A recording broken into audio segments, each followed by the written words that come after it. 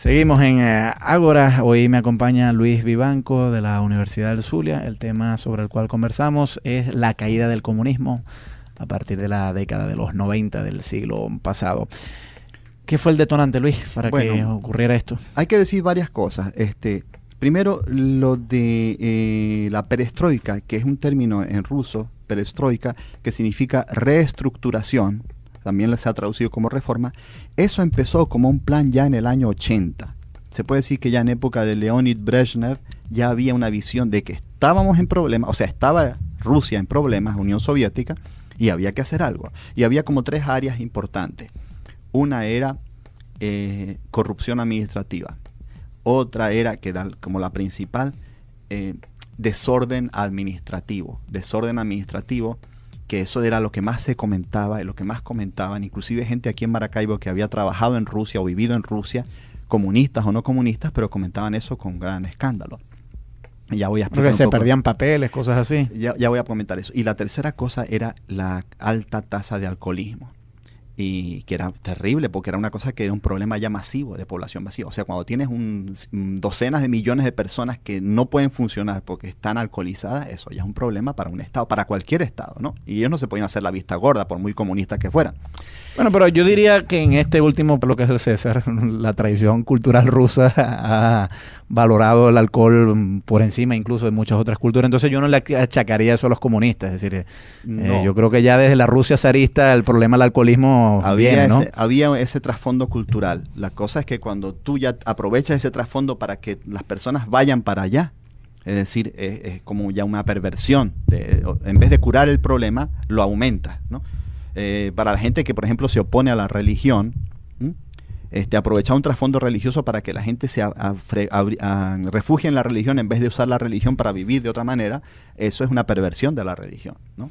Cuando dicen es bueno que el pueblo sea religioso porque así no se rebela, ¿no? ¿Okay? Así creen la esperanza. Pero eso es una perversión, en cierto modo, de la religión. Bueno, en el caso de Rusia, esto se empezó a plantear ya en el año 80, 1980.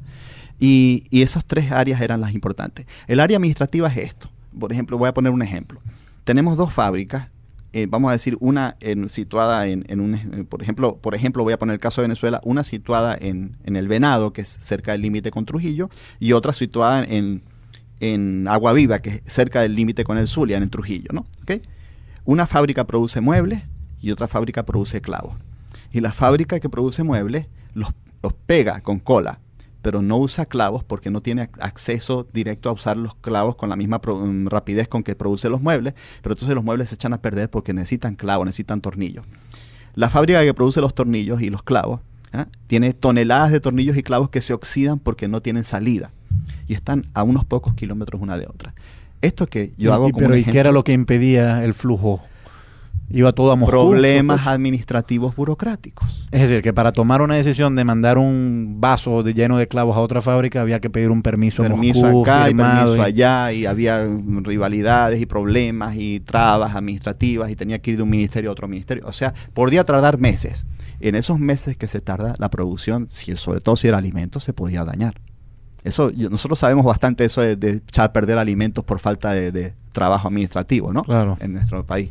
Entonces era una cosa que funcionaba muy, muy mal, pero cada vez iba funcionando como peor. Y se dieron cuenta además que había una cuestión, que había un trasfondo de eso. La gente no se sentía estimulada a ser eficiente. Porque trabajaran poco, trabajaran mucho, vinieran a trabajar o no, lo más que hacía el empleador era mandarte una persona y decirte qué te pasa, te sientes mal, estás enfermo, vamos a darte un récipe médico, tal, para que vengas a trabajar, pero no te podían tanto ni obligar, ni tampoco quitar el trabajo. Y la persona sabía que tenía en cierto modo un cargo asegurado. Entonces no había eficiencia, o lo que llaman hoy en día productividad de las empresas. Entonces todo eso en 5 años empezaron a tratar de cambiarlo, pero se dieron cuenta de que había que hacer cambios muy profundos de fondo. Había que darles a las personas mucho más motivación que simplemente un mejor puesto de trabajo o una mejora salarial más o menos significativa. Había que darle otras expectativas. ¿Y esta motivación vendría, por ejemplo, abriendo un compás para la propiedad privada? Eso fue una de las cosas que al mes, primero vino, yo me acuerdo bien porque era muchacho en esa época, bueno, tenía 23 años, 24 años. Primero murió Brezhnev, creo que fue el 82, y vino Andropov, que teníamos todo un poco de miedo porque era un tipo que venía de la KGB. ¿ok? Un hombre duro, ¿no? Como Putin. Pero se portó más o menos bien, duro, fuerte, no hubo cambio. Después vino Chernenko, un hombre que también era duro, fuerte, pero no hubo cambio. Y después vino este muchacho joven, porque era uno de los más jóvenes del Politburó. Gorbachev, sí. Y al mes empieza a hablar de perestroika, de reestructuración, de aplicar esos proyectos y eso, porque dicen, mandamos a hacer montones de planes y proyectos. Tú sabes cómo se mandan a hacer aquí estudios de factibilidad, de viabilidad, cómo hacemos esto, cómo hacemos lo otro, y todo eso había quedado un poco engavetado, porque había que hacer cambios más profundos, y todos apuntaban a eso. Es decir, tiene que hacer cambios más profundos en cuestiones de salud de la población, en cuestiones de niveles de vida de la población, cuestiones de libertad de la población. Ojo, y no era libertad política. Si una vez que si quieres ir a vivir en este pueblo porque está tu mamá, bueno, que te permitan ir. Y eso no se podía en la Unión Soviética. Tenías que pedir un permiso para salir de una ciudad. Sí, yo creo que eso es un asunto que pocas veces se sabe, pero la libertad de movimiento en la Unión Soviética estaba sumamente restringida.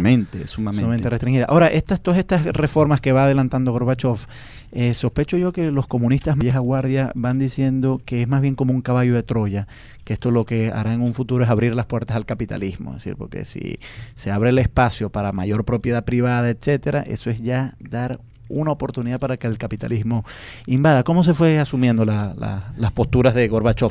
Ahí yo no tengo mucha información al respecto y he preguntado y he buscado información. Parece que ya en los años 70, 80, ya la cosa se veía que iba bastante mal administrativamente. Porque había ciertas cosas, ciertas producciones rusas que nunca habían escaseado o sido extrañas, sido difíciles de conseguir en el mercado y se empezaron haciendo cada vez más difíciles de conseguir.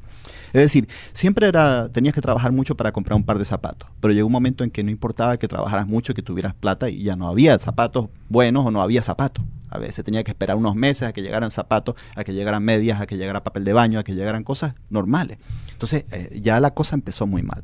Entonces había un grupo grande del partido que estaba a favor de cambios, inclusive algunos echando por la ventana al partido mismo, a la ideología. Y había, lo importante también, grupos en el ejército también ganados al cambio.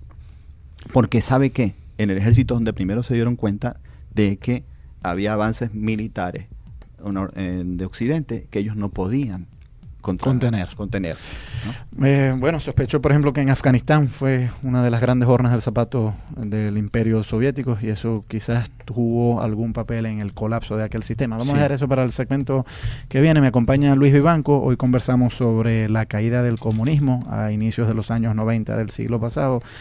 Vamos a escuchar de Laura Pausini.